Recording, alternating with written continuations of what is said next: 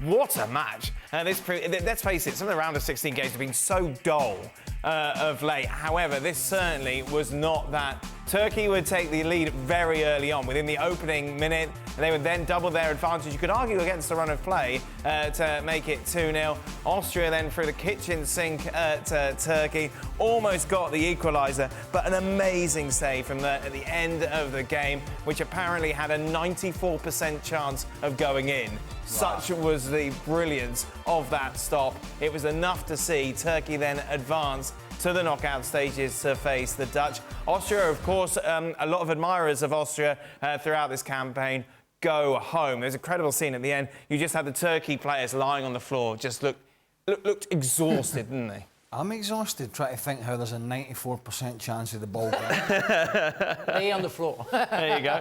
How do you work that out? Old XG, isn't it? But that was the Gordon Banks save. It was incredible. Hopefully now we'll never have to see that Gordon Banks save again. Because that save was so good.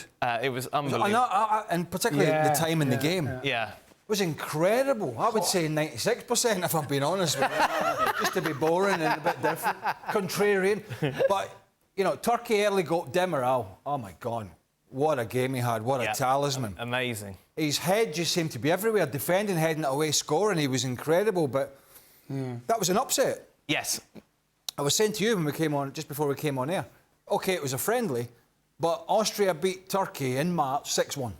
So, you know, and I know things have changed, get into the Euros and, you know, it's a different mindset. But all things were pointing to Austria here. They've looked pretty solid in this competition so far, played some good stuff.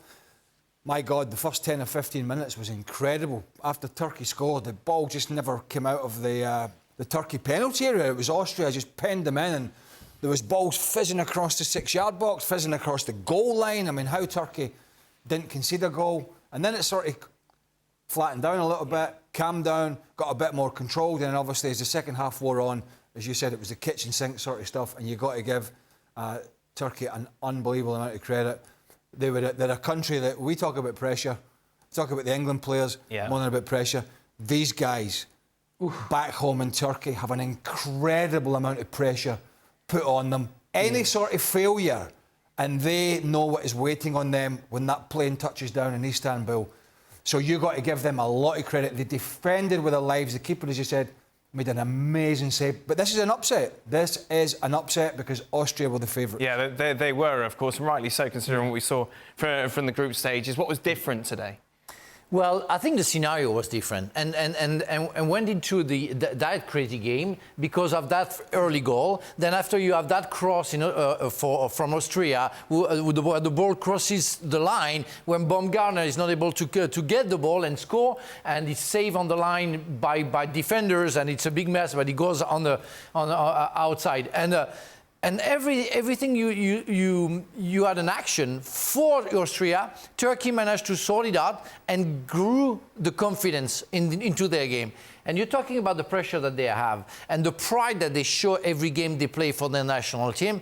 So that grew again and made them quite invincible. Yeah. And they believed that they could believe in it, and the confidence grew and grew, and they scored a second goal. And even after when Grigoric scored, and 10 minutes or 15 minutes away from the end of the game, you could feel that Turkey were ready to die on the field. Turkish players, they were ready to die. And when you had that save, I mean, you say, okay, it's all for them. And it's why they went all on the floor, because they couldn't believe that they could hold against a team like Austria.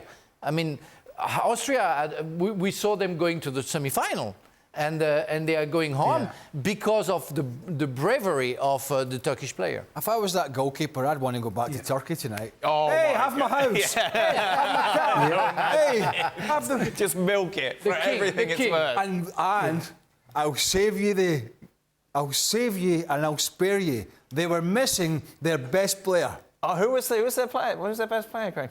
No, Çalhanoğlu, of course. Çalhanoğlu. He was out. And what a player he is. Mario, incredible, Mario, overall. And just the atmosphere that the Turkish supporters create is going to be incredible against your boys.